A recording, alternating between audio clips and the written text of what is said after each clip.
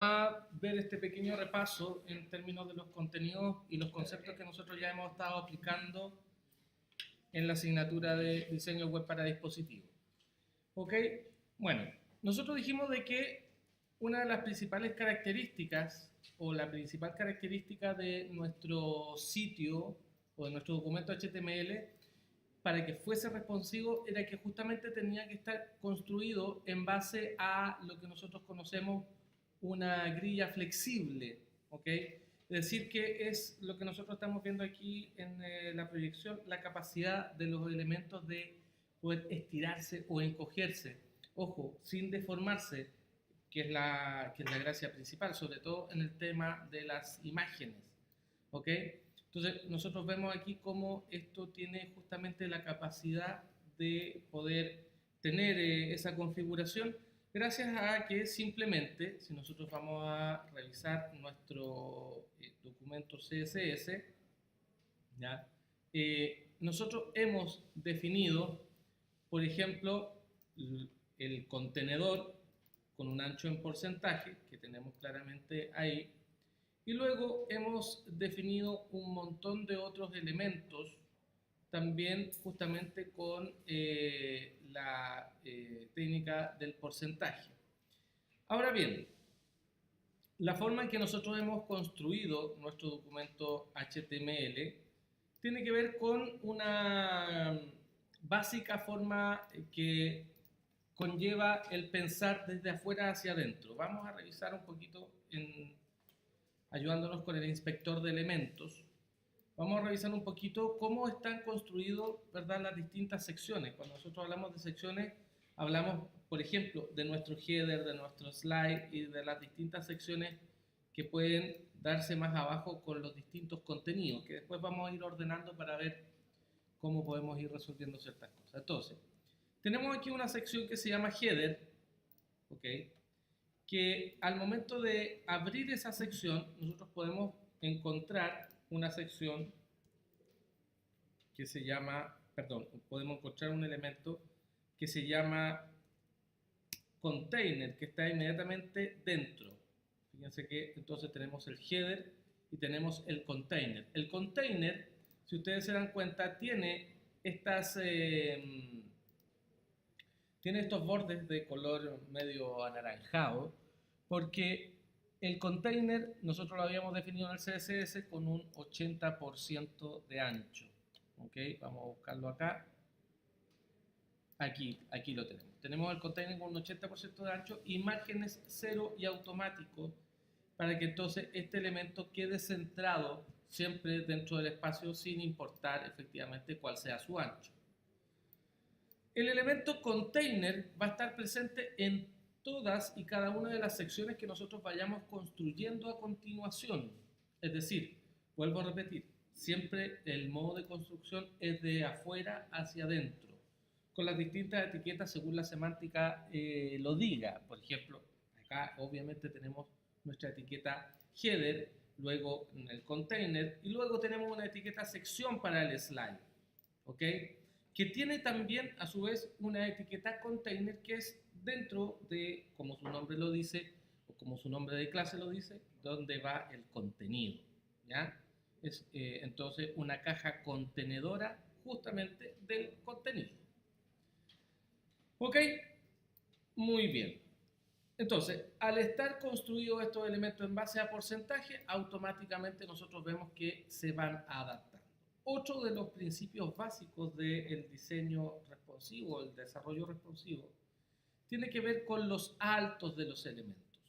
¿Ya? Si ustedes se dan cuenta, al momento de yo ajustar el ancho de la ventana del navegador y hacer de que este texto, ¿ok?, ya no quede en una línea, sino que quede en dos líneas, vamos a ver qué pasa con el alto de esta caja. El alto de esa caja, como ustedes acaban de apreciar, crece al momento de tener más contenido que se acomoda hacia abajo. Fíjense ustedes acá. ¿Ok? Eso sucede dado de que el contenido, en este caso, es lo que está dando a la caja el alto. Si nosotros vamos a analizar en nuestro, acá, en nuestro CSS, La clase slide, que es la que controla la caja que nosotros acabamos de ver, no tiene un alto en ninguna de sus partes. ¿Ok? Lo que tiene definido es un padding arriba y abajo. Entonces, vamos a ver que si nosotros, por ejemplo, quitamos ese padding, ¿ok? Fíjense que todo el contenido ya se apretó. Y si desde el HTML nosotros quitáramos el contenido de la caja container, vamos a ver entonces cómo ese elemento desaparece. Aunque si echamos a correr el inspector de elementos, vamos a ver de que la clase o la sección slide que está aquí sigue estando presente. Pero fíjense que si alcanzan a ver acá arriba, en los numeritos que se desprenden arriba, dice que mide 1265 píxeles de ancho por 0 de alto. Porque en este momento, al no tener contenido, la caja no se puede mostrar. Es decir, el contenido entonces es lo que permite que la caja tenga un alto y lo que permite que a su vez entonces la caja se pueda mostrar. La idea de estos elementos estructurales, y nos referimos a elementos estructurales cuando hablamos, por ejemplo, del header, de las distintas secciones, del footer más adelante, de la side, etcétera, etcétera, no tengan altos y que los altos estén dados por el contenido. ¿Ok? Esa es la idea siempre. Vamos a volver a poner, ¿verdad?, lo que nosotros habíamos sacado anteriormente y vamos a ver entonces de que ahora sí el contenido vuelve a estar presente. ¿Ok? Entonces, lo que nosotros tenemos que comenzar a hacer es a aplicar ciertos cambios a medida de que vamos alcanzando ciertos tamaños o ciertos anchos de pantalla. Y eso es lo que nosotros conversábamos también, lo que vimos por ahí como contenido respecto a lo que se llama los media queries. Vamos a nuestro archivo CSS y vamos a ir hacia el final. ¿Ok? Y aquí podemos ver cómo se escribe un media query. Yo les dije que hay muchas formas, van a poder encontrar muchas formas de escribir los media queries, con mayor nivel de especificidad o, digamos, de forma más general, como lo que yo he puesto acá.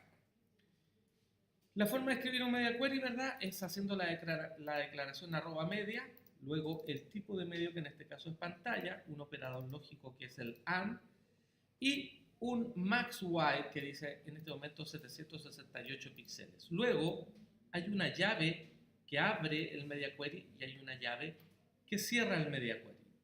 Dentro de esa llave es donde yo escribo todos los estilos a los cuales yo quiero introducir algún cambio, ¿ya?, que viene desde la versión o que venga desde la versión de escritorio. Vale aclarar una cosa, solamente escribo aquellas propiedades a las cuales yo voy a modificar de alguna manera el valor de dicha propiedad. Por ejemplo, analicemos el caso del slide. ¿Ok? Vamos a sacar un momento la clase slide desde el media query y vamos a ver lo siguiente.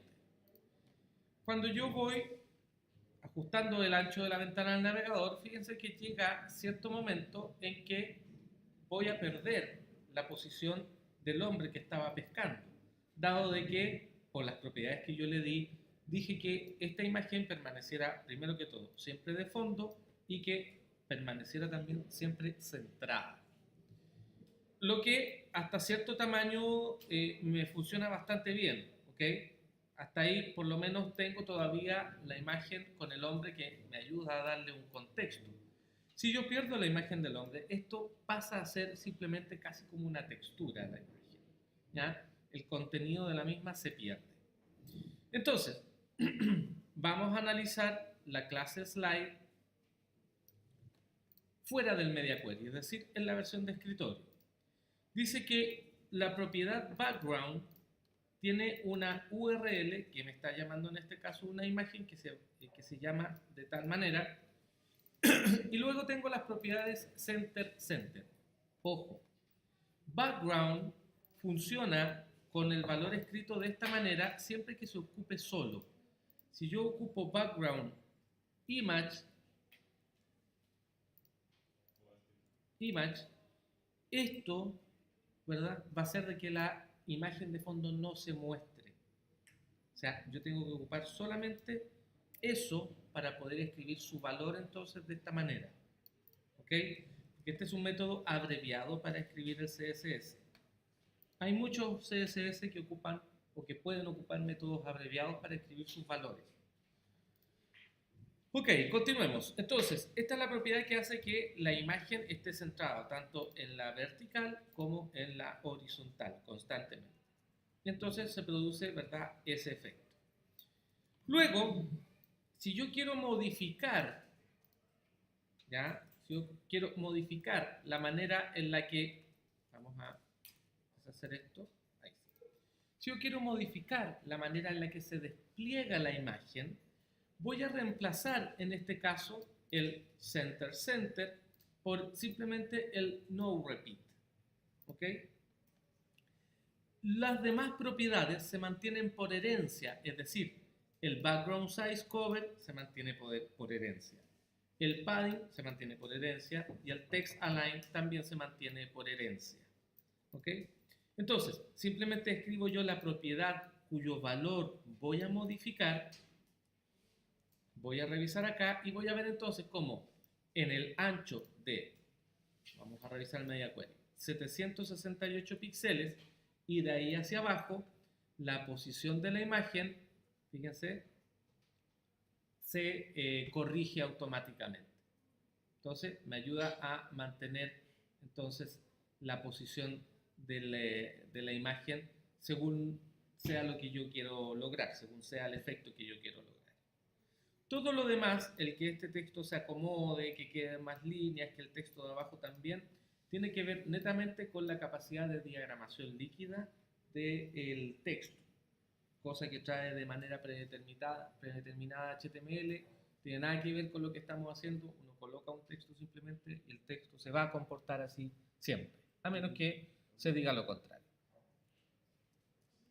Ok, entonces, dijimos que vamos a ocupar entonces los media query para poder generar ciertos cambios, como también pasa en el menú. Si nosotros analizamos, aquí nosotros tenemos un menú típico de escritorio, ¿verdad? Con todos nuestros ítems desplegados, pero en cierta parte, ¿ya? Es decir, en el corte, en los 768 píxeles de ancho, lo que hicimos fue eliminar el menú para poner otro botoncito que podríamos seguir estilando que contuviera un menú desplegable, porque ya todos los ítems del menú no se van a poder alinear al lado del logo de la marca de la página, tal como nosotros lo hicimos en la versión de escritorio, por un tema netamente de espacio. ¿Ok? Entonces, también podemos hacer desaparecer y aparecer elementos. Por ejemplo, en la versión de escritorio hay una clase que se llama menú-res, que yo puedo buscar a continuación acá, que es esta clase que controla esta etiqueta nav, que tiene una div con simplemente la palabra menú. Esto solo para el ejemplo porque semánticamente obviamente no está bien escrito. Entonces, la clase menú-res en la versión de escritorio, si fuera del media query, tiene un display none. Si tuviera un display block, entonces yo vería ahí donde dice menú y más encima vería acá donde dice, donde está escrito efectivamente el menú. Sin embargo, voy a poner, ¿verdad?, la opción ninguno para ocultar ese menú desde la versión de escritorio y luego dentro de mi media query, fíjense que tengo la clase menú-res con un display block que hace exactamente lo contrario. Pero lo que necesito también a su vez es esconder el menú de escritorio, que lo controla la clase menú, lo podemos verificar acá. Aquí tenemos nuestro menú con la etiqueta de listado lista. Entonces, dentro del media query, es decir, desde los 768 píxeles hacia abajo, hago que se oculte ese y que se muestre el otro elemento. Puedo hacer un juego de ocultar o mostrar elementos HTML enteros, ¿verdad?, para poder conseguir que las cosas se adapten a la visualización que necesito. Elemento final de lo que nosotros estábamos viendo hasta la clase pasada tiene que ver con nuestra etiqueta meta viewport. ¿ok? Hay un sinnúmero de etiquetas meta que sirven para distintas características, para añadir información de metacontenido a nuestros sitios web, como por ejemplo la que ocupamos más comúnmente, el MetaCharset UTF-8, que nos permite especificar una codificación de caracteres para que cuando nosotros escribamos una ñ o algún carácter del alfabeto español o latino, ¿verdad?, no nos vaya a aparecer algún signo raro, sino que ese carácter aparezca tal cual. Y luego tenemos, vamos a ahorrar ese signo ahí que se nos coló, tenemos nuestra meta etiqueta que lleva por nombre Viewport, ¿ya? También, como se los dije creo en la clase pasada, si nosotros buscamos en Google meta etiqueta o meta name Viewport, vamos a encontrar distintas maneras de escribir la etiqueta, tanto la etiqueta como especificar el contenido, ¿ya? Esta es una de las maneras más simples, no es que una esté mejor que otra, va a depender de cuáles son los objetivos. Entonces, nuestra meta etiqueta Viewport, ojo, solo funciona en los navegadores de dispositivos móviles, no funciona en navegadores de escritorio, ¿ya?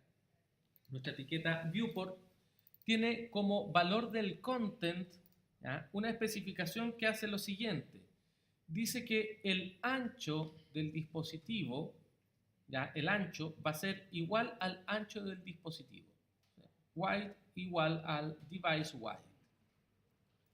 Y luego dice que la escala inicial a la que se va a mostrar la página, el initial scale, va a ser igual a 1. Es decir, esto es un elemento construido en escala real. 1 es a 1. 1 centímetro es igual a 1 centímetro, 1 metro es igual a 1 metro, ¿verdad? Cosas básicas que alguna vez vimos cuando nos tocó construir alguna maqueta en el colegio o cosas por el estilo. Entonces, sin esta meta etiqueta Viewport, la vamos a cortar de ahí, nosotros no podemos presenciar en el dispositivo, aquí vamos a activar, ¿verdad?, el emulador de dispositivo, recuerden el inspector de elementos, trae el Toggle Device Toolbar, que nos permite emular cómo sería el comportamiento de algunos dispositivos. Si ustedes se dan cuenta, efectivamente el texto se ajusta, dado la diagramación líquida y el haber estado construido, ¿verdad?, en base a porcentajes, pero fíjense ustedes de que el menú sigue estando presente y la verdad es que básicamente es el mismo sitio, simplemente que más pequeño. Sin embargo, si yo añado la etiqueta Viewport y recargo esto, fíjense que voy a ver algo totalmente distinto, ¿ya? Voy a ver los cambios generados, se me desapareció el menú de escritorio, ahora quedó el menú responsivo que había construido y un montón de otras especificaciones que ya vamos a ver más adelante.